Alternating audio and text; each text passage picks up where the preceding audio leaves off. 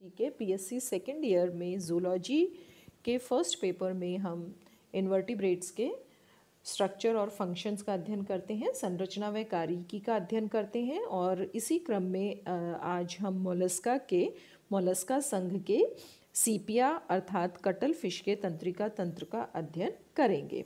अगर हम सीपिया में तंत्रिका तंत्र को देखें तो अन्य मोलस्कन्स की अपेक्षा यह बहुत अधिक विकसित होता है और विभिन्न जो गैंग्लियन होते हैं वो गैंग्लियोनिक मास के रूप में उपस्थित होते हैं और परस्पर कनेक्टिव्स द्वारा या कमीशर्स द्वारा ये जुड़े रहते हैं संयोजनियों द्वारा। और जो सेरिब्रल गैंग्लियन है, पीडल गैंग्लियन, प्लूरल और विसरल गैंग्लियन ईसोफेगस के चारों ओर उपस्थित रहते हैं।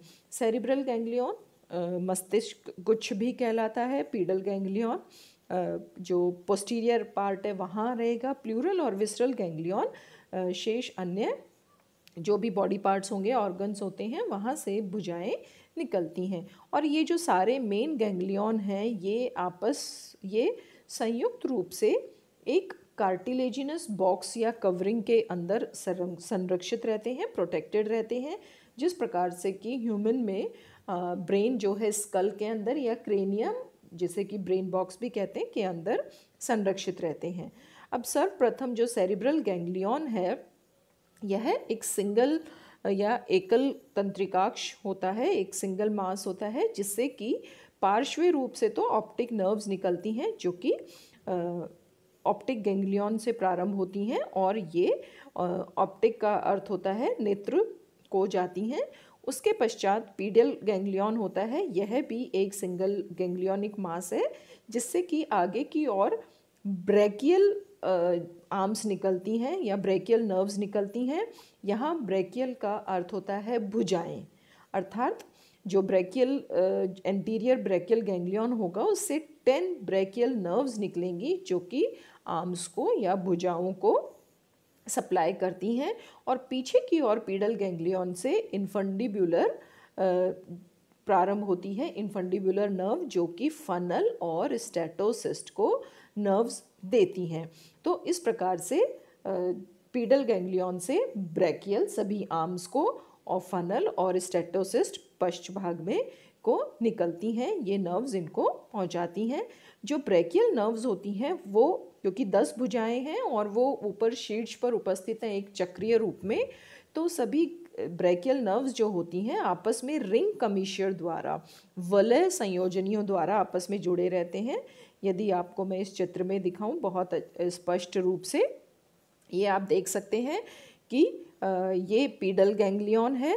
इस पीडल गैंग्लियन से ये ब्रैकियल नर्व जा रही है और इस ये 10 ब्रैकियल नर्व्स हैं और आपस में ये किस प्रकार से जुड़कर रिंग कमीशर का निर्माण करती हैं और पीछे की ओर इससे स्टेटोसिस्ट और फनल को नर्व जाती हैं। ये सेरिब्रल गैंग्लियन और उससे ये ऑप्टिक नर्व जाती हैं।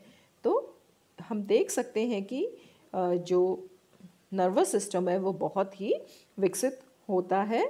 इसके पश्चात जो प्लूरोविसरल गैंग्लियन होता है वो भी सिंगल गैंग्लियोनिक मास है और इससे जो नर्व्स निकलती हैं वो ब्रैंकियल नर्व्स होती हैं या ब्रैंकियल का अर्थ है टेनिडियम या गिल पोर्शन में जाती हैं।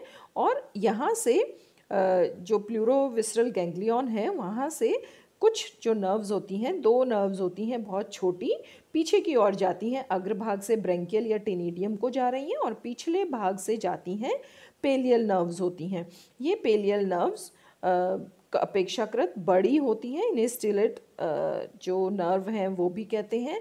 और जो इन्फीरियर बक्कल गैंग्लियन होता है वहाँ से सिंपैथेटिक नर्व निकलती है जो कि गैस्ट्रिक रीजन को, जो डाइजेस्टिव सिस्टम है या गैस्ट्रिक रीजन है, एलिमेंट्री कैनाल, वहाँ जो स्टमक का डॉर्सल या पृष्ठीय भाग है वहाँ पर जाती हैं।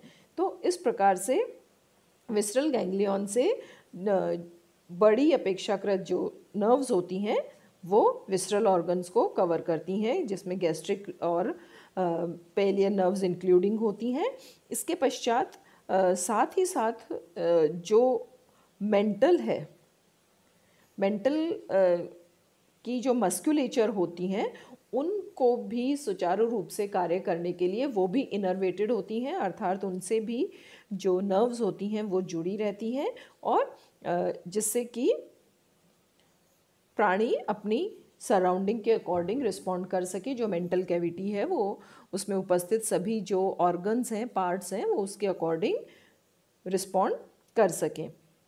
ऊपर अभी डायग्राम दिखाया था और ये उसी का डायग्राम का एक अन्य रूप है। ये अपना सेरेब्रल गैंग्लियन, ये ब्रैकियल, ये रिंग कमीशर बन गया। उसके पश्चात ये आ रही हैं ब्रैंकियल नर्व्स जो कि गिल पोर्शन में जाएंगी, ब्रैंकियल गैंग्लियन से अराइज होंगी, और ये गैस्ट्रिक गैंग्लियन जो कि स्टमक के डॉर्सल पोर्शन पे जाती हैं। ये प्लूरोविसरल गैंग्लियन सेरिब्रल गैंग्लियन से ऑप्टिक गैंग्लियन को जाती हैं। तो इस चित्र से हम देख सकते हैं कि स्क्विड्स में, मोलस्कन्स में, सीपिया में जो नर्वस सिस्टम है वो अत्यधिक विकसित होता है। आपको पीडीएफ फॉर्म में ये उपलब्ध करा दिए जाएंगे, इनके नोट आप नोट डाउन कर लेना, डायग्राम्स को भी अच्छे से देख लेना। Thank you and have a nice